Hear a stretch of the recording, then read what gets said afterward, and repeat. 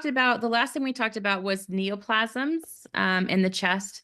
And so now we're going to get into vascular diseases of the chest. There's a whole nother chapter just on vascular diseases. So I'm only going to touch on this a little bit, just on the ones that cause a lot of significant pathology in the chest. So the first one I want to talk about, we've already talked about a little bit, and that is a pulmonary embolism. So we know a pulmonary embolism is some kind of obstruction that's going to happen in the pulmonary arteries. So it can be the main pulmonary artery or one of its branches, but there's something obstructing it. And I have foreign material written there. The usual thing that causes an embolism is a blood clot. So normally you have a conglomeration of platelets that have formed somewhere else as a thrombus, broken off, and then traveled, up or down the vena cava, through the heart, and then gone into pulmonary circulation. So usually it's a blood clot. Other things can also cause embolisms, though. Not nearly as common, but you can get an air embolism. What is some way you can think of that someone might get an air embolism? Because that seems kind of odd.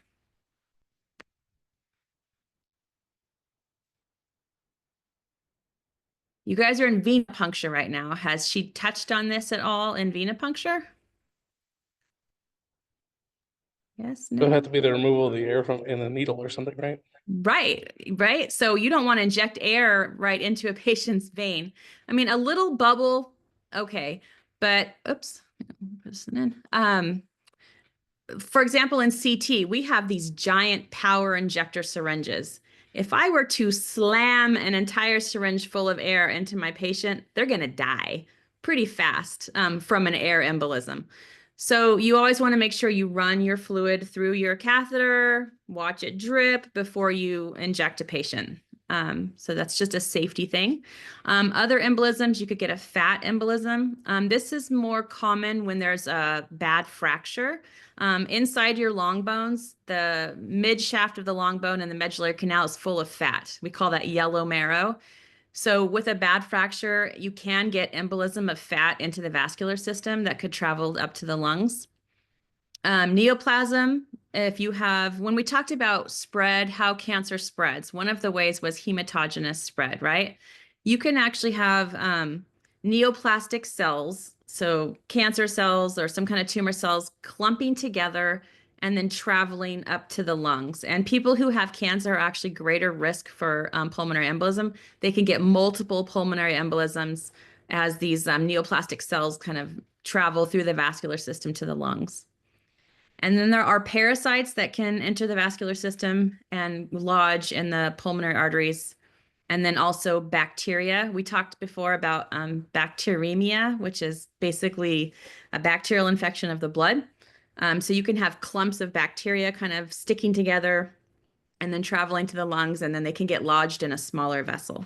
So those are all different ways you can get an embolism, but by far and away, the greatest cause is just a blood clot. Pulmonary embolism can lead to pulmonary infarct, so that can lead to death to the lung tissue because of the embolism. Whoops, and I think I had one more thing there. I don't want to say this.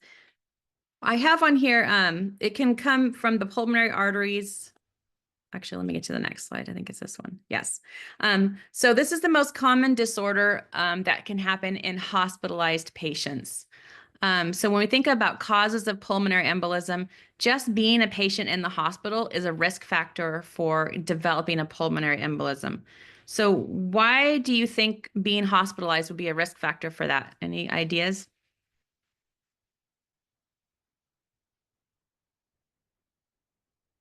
I can't spread it from patient to patient. It's not like an infection. So why would it be so common in hospitalized patients?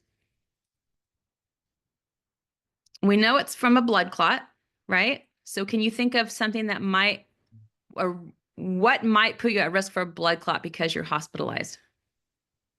Immobilization. Yeah. So if you're not moving, you get something called blood stasis. So you have to like be squeezing your muscles and moving your body to kind of encourage the blood to pump through, especially your lower legs. So somebody who's hospitalized, they're supposed to be most of their time in bed. So they get kind of blood stasis in their legs, which can lead to, slow moving blood is more likely to clot.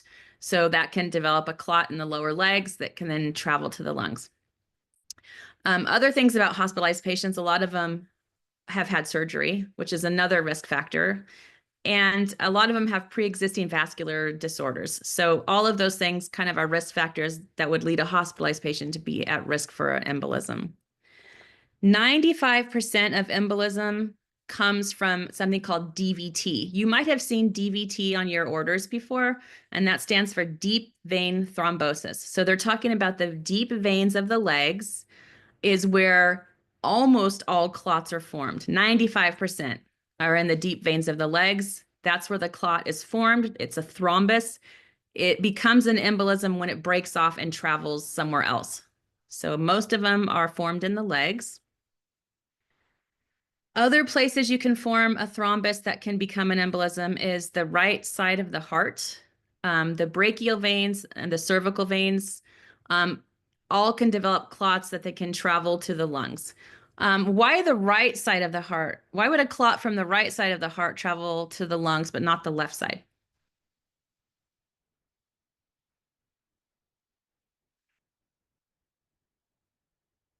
Where would a clot in the left side of the heart go? If there was a clot in the left heart and it was going to break off and move, what vessel is it going to go into?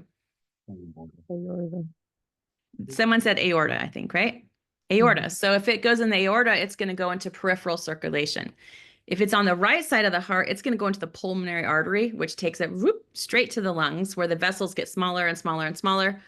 So it's going to lodge in the lungs. So right-sided clots are more likely, and then cervical, that's really close to the heart to cause pulmonary embolism. Again, it's more common in patients who already have vascular disease. A really common vascular disease is atherosclerosis. You can think of that as like plaque inside the inner lining of the blood vessel. It roughens up the endothelium, and anything that's roughened up is more likely to have things stick to it. Think about like I don't know if you've ever stained furniture or painted, you have to rough stuff up so that the paint or the stain will stick to it, right?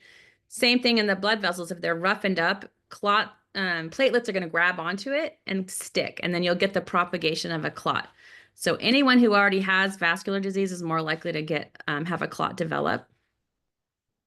And again, it's common after surgery, especially pelvic and abdominal surgery puts you at greater risk for embolism. And late stage pregnancy or after delivery also puts the patient at greater risk for embolism. And I think I talked about this one before.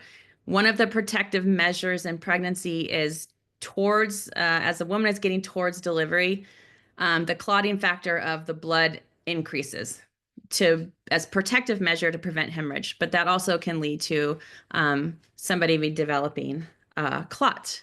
And I know this very well because this happened to me. When I had my twins, I had a pulmonary embolism. So things that can lead to it is late stage pregnancy and clotting factor goes up. For me, I had added risk of I had a twin pregnancy. I also had to go on bed rest. So that means blood stasis, right? And I had a C-section, abdominal surgery. So I had like a quadruple whammy for a pulmonary embolism, and I got one, and it was pretty awful. Okay, again, common after a fracture, and that would be a fat embolism. Okay, so what are the signs and symptoms of a pulmonary embolism?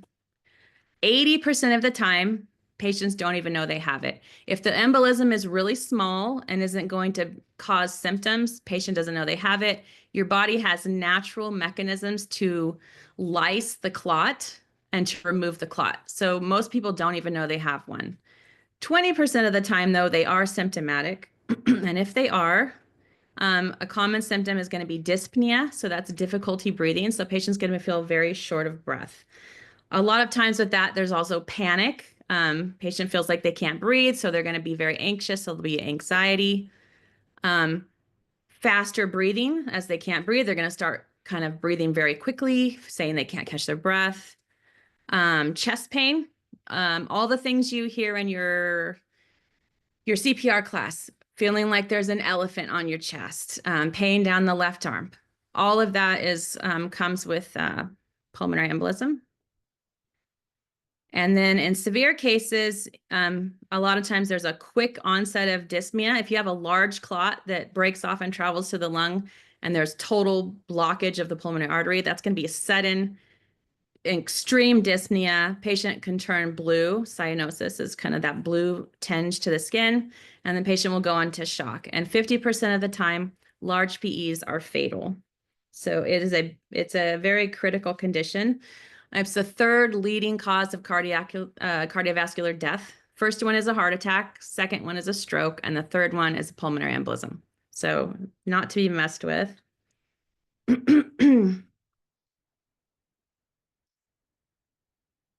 Okay, diagnostic tests you can do. You could do a chest x-ray. It's not really the test of choice. Oftentimes a chest x-ray will appear normal. Usually that's the first line imaging that they'll do. If someone's suddenly short of breath, probably they're going to do a chest x-ray right away. But the findings might be normal or non-specific.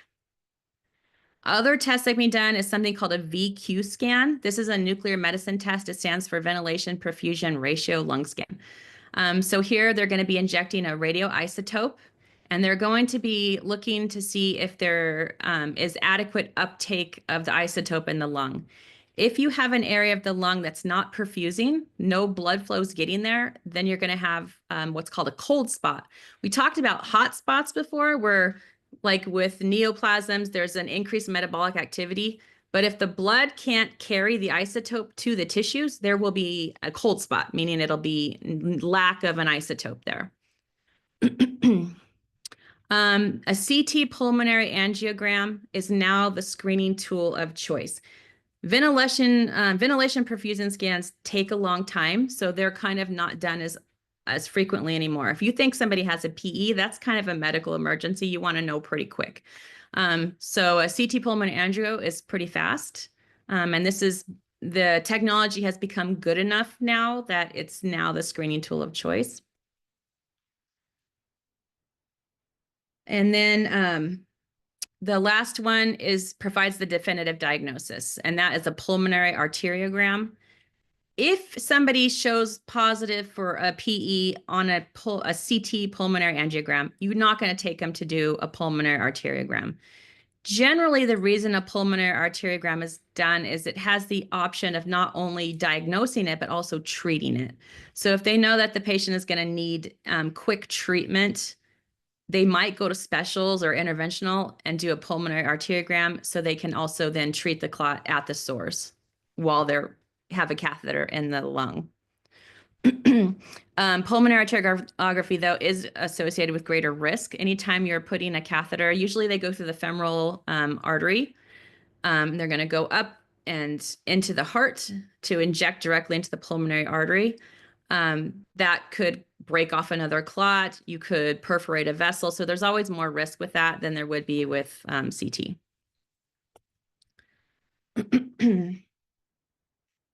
Okay. So if you do a chest x-ray, again, oftentimes your chest x-ray will be negative. You won't see the pulmonary embolism on the x-ray.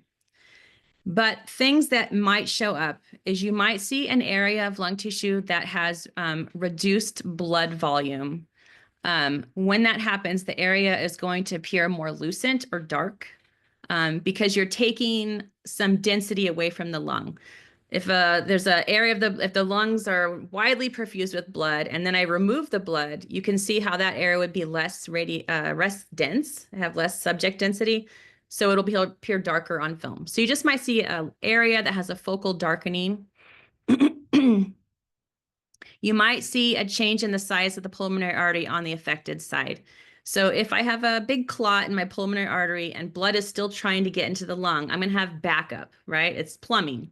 So as the blood's trying to get to the lung, you're going to have swelling of the pulmonary artery that's proximal to the clot. So you might see enlargement of the pulmonary artery on the affected side. And then the last one is something called a Hampton's hump. So this is a radiographic sign when there has been a focal localized area of death to the tissue. So the lung tissue has died. It actually becomes more dense. So that's what you're seeing on this x-ray. This is what the arrow is pointing to. It has a wedge shape to it generally, and it's usually in the lower lung fields. And it's just an area of necrotic lung tissue that has died. It has increased tissue density, and they call that the Hampton's hump. So it's like infarcted, non-functional lung tissue. And then last one, with infarcted lung tissue, you can also get a pleural effusion. So you can have an inflammatory response and fluid can fill up in the pleural space on the affected side.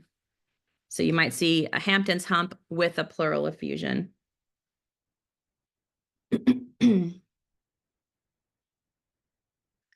Okay, this is a VQ scan. So we were talking about the cold spots. So patient's been injected with a radionuclide. You'll see there's perforation throughout both lungs, and then this arrow is pointing to this white kind of little chunk taken out of it where there's lack of perfusion. Same thing right here. And this is called a cold spot. There's a big one right here. So basically what it's showing is the lungs are still ventilating. There's no bronchial obstruction, but it's not perfusing. So there's something going on with the blood flow to the lung. It's not perfusing in a certain spot.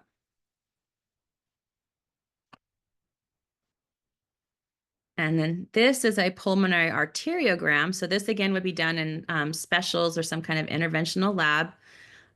So they're going to run a catheter. You can see the catheter going up through the heart here, and it's going into the pulmonary artery. And if you just look at the difference between the left and the right side, you'll see a nice arterial tree kind of branching out. All the pulmonary arteries are filling with contrast. Look at the overall lightening of the lung. The lung is lighting up with contrast as you get into those really tiny little vessels. Then if you go to the left side, it's overall darker. There's a lack of a lot of tree. There's a little, arterial tree right here. And then the arrows are pointing to this filling defect. So you can see in the pulmonary artery, on the right main pulmonary artery, there's this lucency.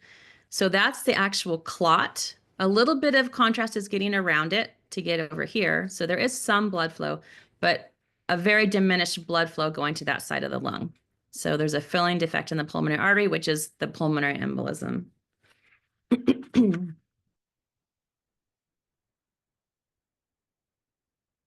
And again, generally, if they think let's say someone comes to the ER short of breath, they think they've had have an embolism, they're probably not going to send them for a pulmonary arteriogram. They're probably going to send them for a CT pulmonary angio.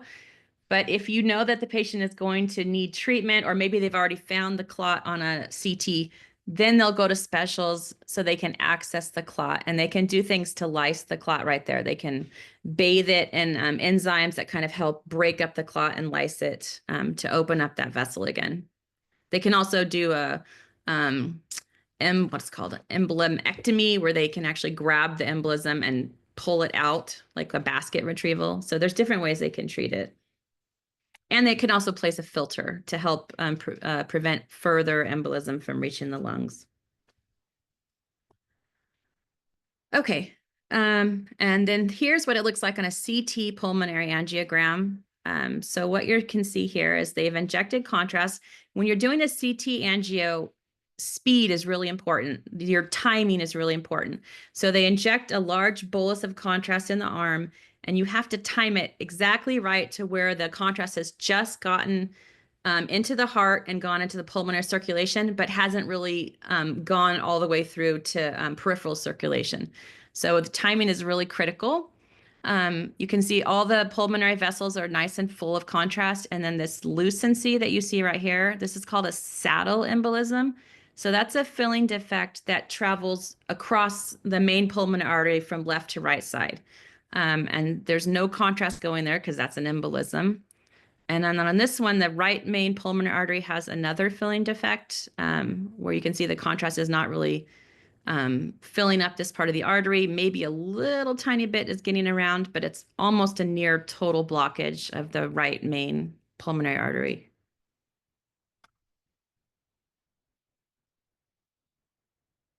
Okay, so that's it for pulmonary embolism. Any questions on that one? before I move on. So what is the screening test of choice for a pulmonary embolism?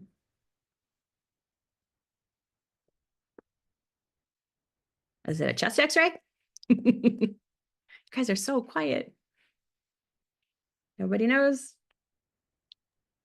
It's CT. Crickets. CT, thank you. If they were going to treat the patient, what exam would they be doing?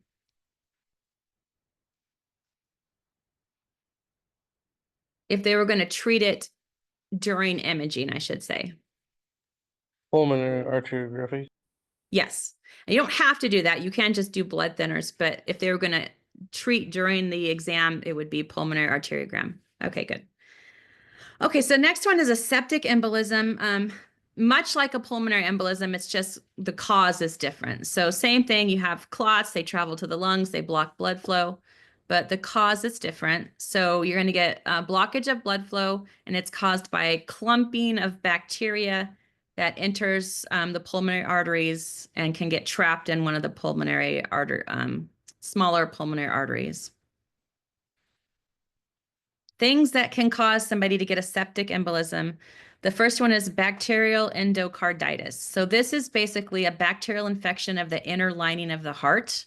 So you can imagine if somebody has a bacterial infection inside their heart on the right side, it'd be really easy for chunks of bacteria to break off and go into pulmonary circulation.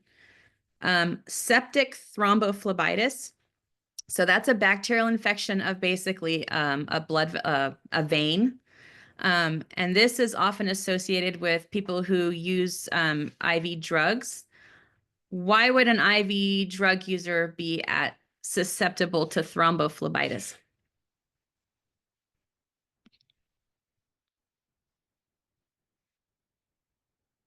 Any ideas? Are Dirty the needles needles. always pristinely clean? No. So you could have bacteria being introduced through a needle. Also, frequent poking of a vessel can damage the vessel and lead to bacterial infection. So a lot of times it's associated with IV drug use, a septic embolism is. Not always. Okay, so what does septic embolism look like? It looks a lot different on chest x-ray than a regular pulmonary embolism. So usually there's more than one opacity. Like for a pulmonary embolism, we saw that there was the Hampton's hump. There's a focal area of reduced blood flow. In septic embolism, usually there's a shower of bacteria going to the lungs. It's not just one clot traveling. It's usually a shower of clots. So you'll see multiple densities happening. They tend to be smaller, so they usually make it farther to the periphery of the lung. And cavitation can be common with these. So this is causing a bacterial infection wherever it lands, in addition to stopping blood flow. So it's common for there to be necrosis, and you can get cavitation, kind of much like you do with an abscess.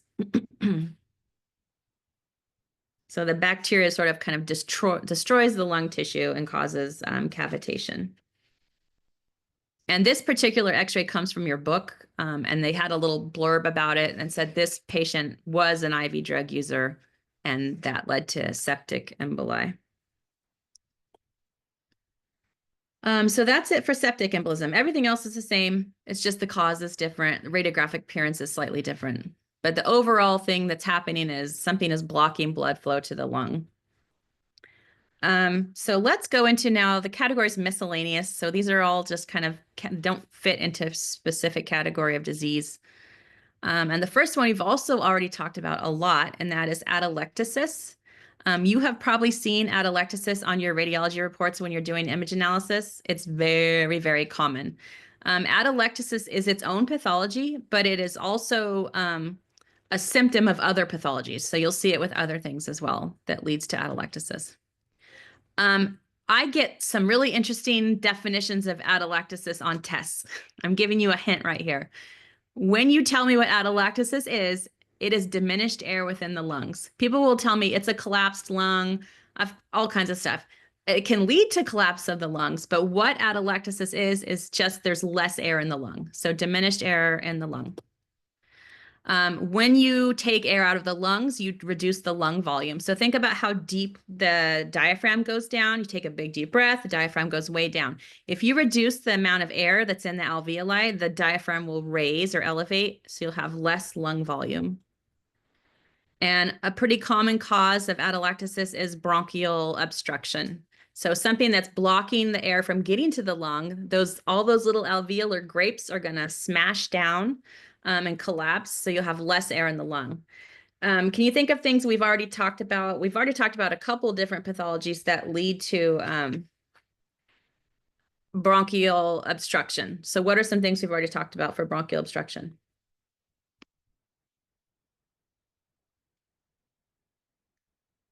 Anybody think of any of them? Besides one? Cystic fibrosis? Cystic fibrosis? Yes, cystic fibrosis does block the that's a little different. It makes it hard to exhale. So that's not a total bronchial obstruction. So let's skip that one. That's more like for difficult to exhale. Same thing with emphysema, difficult to exhale. But total bronchial obstruction, can you think of Asthma. anything that might go ahead? Asthma. Asthma can shut the bronchioles down. Yep, that could lead to widespread atelectasis. How about aspiration? If let's say I'm laughing, talking, I'm eating my peanuts at the ballpark, and one goes down bronchial. Now I have total bronchial obstruction. I'm going to have massive atelectasis in that side because those alveoli are going to collapse. So aspiration. We talked about cancer, bronchogenic carcinoma. That might cause it. So anything that's going to block that bronchiole completely is going to lead to atelectasis. Other causes besides bronchial obstruction, bronchial obstruction doesn't let the air in, but there's other diseases that squish the air out. So if you think about a pneumothorax, there's air in the pleural space. That's going to compress the lungs from the outside, which is going to basically squeeze the air out of the alveoli, much like squeezing a balloon. So you can lose air in the lung by squeezing it from the outside with a pneumothorax. Same thing with a pleural effusion. If there's fluid in the pleural space, that pressure on the lungs is going to force the air out of the alveoli and cause collapse of the alveoli. Other things, improper ET placement. We looked at that when we looked at where the ET tube should go. If it goes down like the right main stem, you're going to get collapse of the alveoli on the left side, right? Left lung collapse.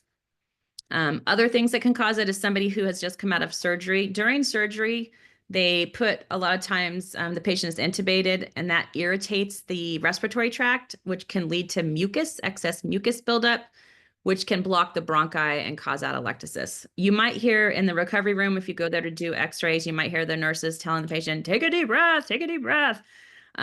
One is they want them to have good O2 levels in their blood, but they also are trying to clear mucus that has built up during anesthesia. Okay, diagnostic tests you can do is a chest x-ray is all you need for atelectasis. And what it looks like on x-ray, you're going to see a local area of the lung, airless lung. So what that's going to look like is instead of being like a certain darkness like the rest of the lung, it'll appear a lighter shade of gray. So you have an area of lung that's a lighter shade of gray because there's less air in those alveoli. There's a pattern of atelectasis called plate-like atelectasis. You don't always see plate-like. Sometimes it's just diminished air. That's what you're seeing here. These arrows are pointing to these streaks. So that's just an area of alveoli that have become extremely collapsed, and they have conglomerated to make this like dense area of lung tissue. So this is all just smashed alveoli that creates this density or streaking. Usually that's in the lower lung fields, and it usually is from a really focal area of bronchial obstruction when you get plate-like atelectasis. In severe cases of atelectasis, you can have entire collapse of a lobe. You can have entire collapse of an entire lung. And when that happens, the mediastinum, instead of sitting in the middle, will start to shift towards the side that's affected. If you think about your chest as a closed system, if I squeeze all of the lung contents into a smaller area, that's going to create a suction that's going to pull everything towards the affected side. So the mediastinum will shift, displacing the trachea. The heart might shift towards the opposite side. And then the interlobar fissures will become displaced.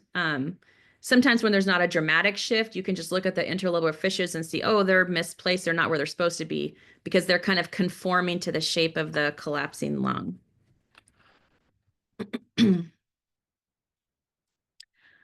Okay, so here is atelectasis in the left upper lobe.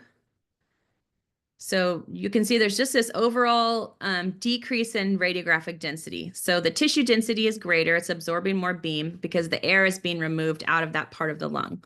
So if you look at the darkening of the right lung, way different on the left side. So that is atelectasis in the left upper lobe. Also, lung volume. So if you think about it, start paying attention in your chest x-rays to which lung is longer. Usually the left lung is longer than the right because the right side has the liver, right? So the right lung is usually a little bit higher than the left. If you look at this patient, you can see both lungs are basically at the same level. So they have reduced lung volume on the left side. So there's atelectasis up here, those alveoli are squeezing together, and then the diaphragm is elevating on the left side. And this patient does have tracheal deviation toward the affected side. If you can see, the trachea is right here. Look at where the spine is. Here's the spinous process. Trachea is off to the left. There's not a lot of rotation on this chest x-ray. If you actually look at the SC joints, they are pretty close to equal to the spine, but the trachea has moved. This is one reason your positioning is really, really important, not to get that rotation of your SC joints, because you want to make sure if the trachea is not midline, you want to know if it's pathology or positioning.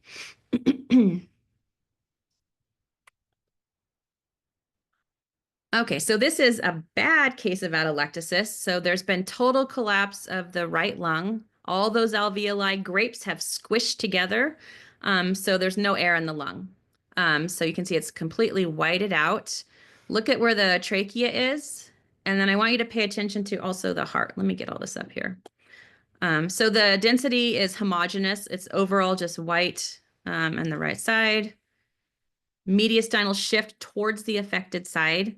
Look at where the trachea is. There is rotation on this x-ray, unfortunately, but not that much. So the trachea is really far over. And then look at the left side of the heart. It should be way over here. So the heart has also kind of sucked over towards the right side. The hemithorax is divided by the mid-sagittal plane. So now the mid-sagittal plane is here. So the right hemithorax is smaller than the left hemithorax. And then again, right heart has shifted over and you can't even see the diaphragm on the right side. So there's no delineation between the diaphragm and the liver anymore because the density is the same. So one thing I want you to pay attention to is which side the mediastinum is shifting to, because other pathologies, it's going to shift away from the affected side. So in atelectasis, mediastinal shift will go towards the affected side. It gets kind of sucked towards the area of pathology. Okay, so this one is a neonate. The arrows are a clue. What do you think caused this pathology or this atelectasis? Any guesses? What are the arrows pointing to? Let's start with that. ET tube. The NG tube, or what did you say? E. ET tube. Okay, good. Yes, ET tube. So the red is pointing to the end of the ET tube. The blue arrow is showing you where the carina is. So is this a properly placed ET tube? Too low. It's too low. So it's gone down the right main stem. The left lung, total atelectasis. There's been total collapse. Look at the right upper lobe. So see how it's a different shade of gray? So the right upper lobe is also starting to collapse. It hasn't totally collapsed like the left, but this difference in shade of gray or density is showing you that there's less air in the lung right here. So there's atelectasis up here. And again, it's a misplaced ET tube. Where should the ET tube be properly placed? Remember? 1 to 2 inches above the carina. Yes, 5 to 7 centimeters above the carina. Yeah, that's how I did it. But I think, yes, 1 to 2 inches is fine. Is that how Raphael teaches it in inches? Maybe. Anyway. Okay, so what, oh, one more slide. So this is the same patient. Here's the before picture. So things I want you to notice, look at the ET tube is coming down right here. So the ET tube is low and there's total collapse of the left lung. Then they repositioned the ET tube. Now the end of the tube is here. So it's been raised and then the left lung has inflated. Other things to notice is I want you to look at the heart shadow. Where is the heart shadow here? Do you see it? It looks like they have no heart. So the heart is completely sucked over to the left side. It's not crossing midline. Well, maybe a teeny tiny little bit, not crossing midline. So the heart has been sucked towards the site of interest. Once they reinflated the lung, the heart went back to normal position. Okay. I like this. Oh my, what happened? So this is a guessing game for you. What do you think is going on this x-ray? I'll give you a hint. We're looking at this thing. Any idea what that looks like? No guesses? It's clearly metal because it's so white. So we have something that's clearly metal, has this kind of odd shape. Nobody has a guess? It's a fun one. Okay, that's a tooth. So the person had a filling that they inhaled, like it came loose, and then they aspirated the filling. So it went down the right mainstem bronchus. What I want you to notice is see how white the lung tissue looks in this area right here.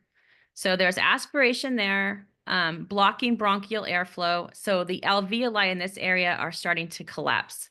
It's not as obvious as the other x-rays I've shown you. Sometimes it helps me if I kind of blur my vision a little. When I'm looking at an x-ray, sometimes I'll let my vision blur a little and that helps things to pop out for me. So you can try that, but you can see there's definitely an area of decreased density. So lack of air in the lungs. So foreign body aspiration, and this one, a dental crown. And then all of this is the area of atelectasis. Okay, so what does atelectasis mean for you? This is an additive pathology, clearly right here. Atelectasis is in the right upper lobe. So you need to go up in your technique. And which technical factor should you raise? It's so easy. It never changes in the chest. Anybody remember? Distance? Filtration? What should we change? Mass. Mass, yay. So if you're in the chest, you're going to alter mass. So you would go up in mass to compensate. Okay, ooh, hopefully I can do this. The next one I want to cover, I really want to cover, is ARDS, which stands for Adult Respiratory Distress Syndrome. So ARDS is a very serious life-threatening condition. It basically is total breakdown of lung structure. So fluid starts to flow into the alveoli, into the interstitial spaces. These patients tend to not have an underlying lung disease. So it's not some lung pathology that's causing it. It's a different thing that's causing this. Oftentimes it's fatal even with intensive treatment. So a lot of times these patients are in the ICU, they're getting all the things and still it can be fatal. So what causes ARDS? If it's not a lung condition, what's happening? It usually happens after some kind of non-thoracic trauma. So patient gets some kind of trauma, not to the chest, and it leads to basically shock, hypovolemic shock. So if the patient has had blood loss and they've developed shock, what can happen is the epithelial cells in the respiratory tract they produce something called cytokines. You don't have to remember all this, but the cytokines actually cause a breakdown of the structure of the lung, and they allow fluid to flow into the alveoli, fluid to flow into the interstitium. So you just get fluid bilaterally all over both lungs. That makes it really hard for the patient to oxygenate their blood, to oxygenate the tissues of their body. So they become hypoxic, and they can start to develop organ failure because the organs are basically being starved of oxygen. You get acute edema and pulmonary congestion. That just means lots and lots of fluid all over the lungs. This condition, I'll get this up here, is also called stiff lung, wet lung, shock lung. These are all little things that people refer to ARDS because the person is so hard to ventilate. They call it stiff lung because it often happens after hypovolemic shock. They call it shock lung. I just said that, shock lung. So most common again after something that leads to blood loss and low blood pressure and then results in shock. And the diagnostic test, ooh, hopefully it's going to make it on there, is a chest x-ray. That's all you need for ARDS. It's very obvious on a chest x-ray. So here's what it looks like. So you get basically widespread, patchy consolidation of fluid. So there's fluid all over both lungs, really bad fluid infiltrate.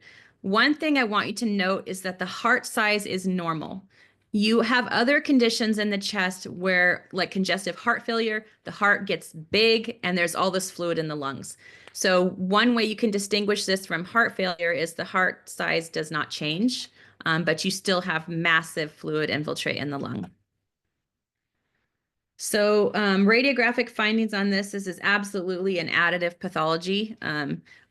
A couple of pathologies that we'll talk about are massive in our technique change. I talked about one the other day was emphysema, massive technique change. ARDS is another one. You need a massive technique change for ARDS. So you're going to go up in your technical factors, go up in mass. I got 5 minutes. I can do it. Okay, we're going to do one more. Mediastinal emphysema. So this is our next miscellaneous disease. So it's also called a pneumomediastinum. So that tells you there's going to be air in the mediastinal space. So what it is just air, like I said, mediastinal space. What causes it? It can be a spontaneous cause. So really retching while vomiting, coughing really hard. That increases the pressure inside the alveoli, which could cause them to rupture. So if you have an alveolar rupture that is directly adjacent to the mediastinum, that can actually leak air into the mediastinal space. See. Other things that can cause it, trauma to the chest, anything that disrupts the pleura can cause air to leak into the mediastinal space. And then esophageal or bronchial perforation. If you can imagine, the esophagus goes right down the mediastinum. If you perforate the esophagus, that can allow air and other things to leak into the mediastinal space.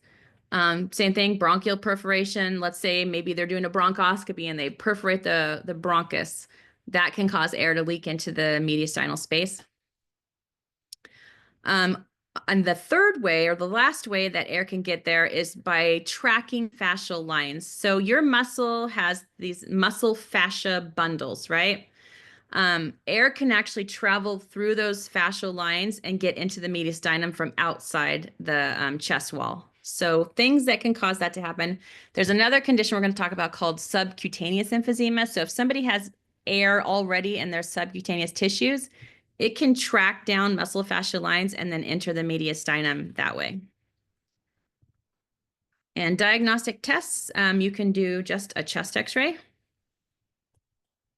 And here is what it looks like. So what you're going to notice is there's these bilateral parallel lines going down the sides of the mediastinum. What the arrows are pointing to is this is the pleura of the mediastinum. Normally the pleura doesn't show up. It's right up against the heart. But right now it's separated on both sides by air. So there's air in the mediastinal space and there's air in the lungs. So since there's air on both sides of it, that makes the pleural line actually show up. So that's the displacement of the pleura. And again, it's a linear opacity that kind of goes parallel along the sides of the heart. surrounded by lucency on both sides.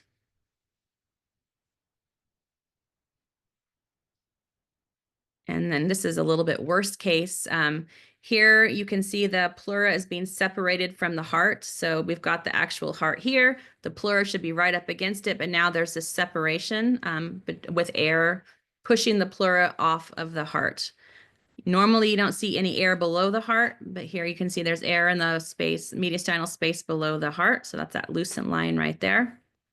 And that shows up really well on the anterior heart and the lateral where the pleura is being pushed away.